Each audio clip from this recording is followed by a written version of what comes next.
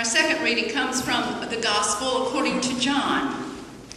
Here Jesus is speaking to the disciples about that which is about to occur. That Jesus would send an advocate, the Holy Spirit, to them after he had departed from them.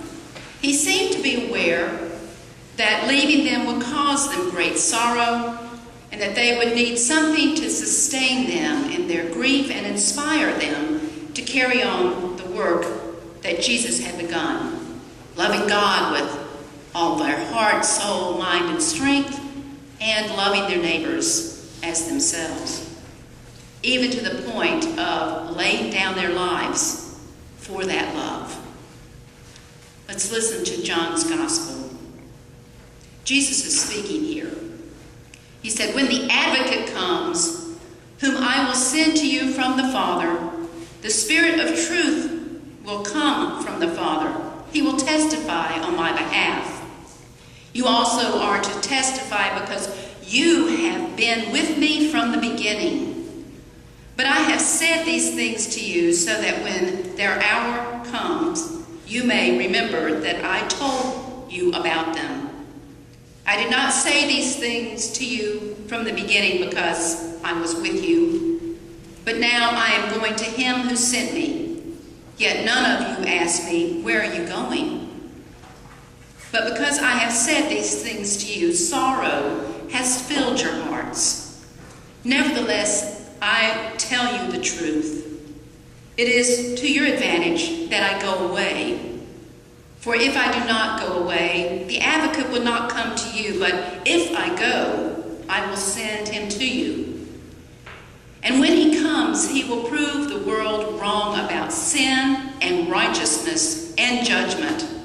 About sin because they do not believe in me. About righteousness because I am going to the Father and you will see me no longer. About judgment because the ruler of this world has been condemned. I still have many things to say to you, but you cannot bear them now. When the Spirit of truth comes, he will guide you into all the truth. For he will not speak on his own, but will speak whatever he bears. And he will declare to you the things that are to come. He will glorify me, because he will take what is mine and declare it to you. All that the Father has is mine. For this reason I said, he will take what is mine and declare it to you." This is the word of the Lord. Well, I can tell you, it is surely good to be back from attending a very full, inspiring festival of homiletics, that big word that means about preaching. It was held in Atlanta this past week, and we stayed with my sister and her husband, Rick, who put us up through the entire conference, but maybe I should say that they put up with us. Then we went down to Macon to visit my sons and those beautiful grandgirls, and where are they? Just in case you want to see some pictures, I've got some I'll be happy to pass around after worship. Aren't they darling? By the way, I heard, speaking of youth, that the youth did an excellent job last Sunday doing the worship since I was away, and I think that we should show them some appreciation, and those that did the hard work of getting them together, a round of applause. Thanks. Thanks, you did a great job. Well, doesn't this church just love its Pentecost Sunday with the red balloons and the red streamers and the red shirts and blouses and red stole, and red flames of fire, and white doves on the Pentecost offering boxes. We even had some red letters that we read this morning from John's Gospel. Red letters, you know, the sayings of Jesus, words that he said. Some of you may still have some of the old Bibles that have the red letters in them. And just in case you've never been to the state of Georgia, they love red so much down there that even the dirt is red. I consider the state of Georgia my home state, even though I was born in North Carolina. I spent most of my growing up years in Georgia and went off to college back in North Carolina and then returned back to Georgia after I graduated. But you know that probably that Georgia is in the heart of the Bible Belt, where the red letters of the Bible, Jesus' sayings, can be found almost anywhere imaginable. You can find them on the bumpers of a car, or nailed up into a high pine tree printed on wood in primitive lettering. Or you can even find them on storefront windows and restaurant menus. If you've read much of Flannery O'Connor, I know that Marie has done that. She's actually from Milledgeville, which is just down the road from Macon.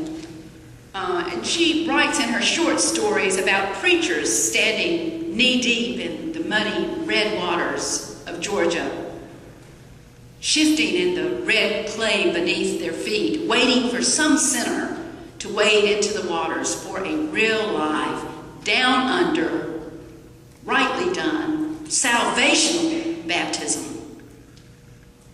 Red letters in the red clay of Georgia are alive and everywhere down there. I don't know if the conference being held in Atlanta had anything to do with the Spirit moving, but I can tell you, you put 1,600 plus ministers in one place, and I tell you, the Spirit is unavoidable. We had it as we sang, as we prayed, as we worshiped and laughed and took copious notes during the lectures, and listened to some of the most gifted preachers in the world has to offer. We even had an opportunity to meet with Desmond Tutu, and by the way, I have some of the CDs here if you'd like to listen to some of these amazing preachers and teachers of our Christian faith. All of us, I tell you, all of us, they were among the ministers there, left that hoping that some of their talent would rub off on us and that we could bring the enthusiasm and the spirit of their preaching back to our congregations to inspire us, to inspire you.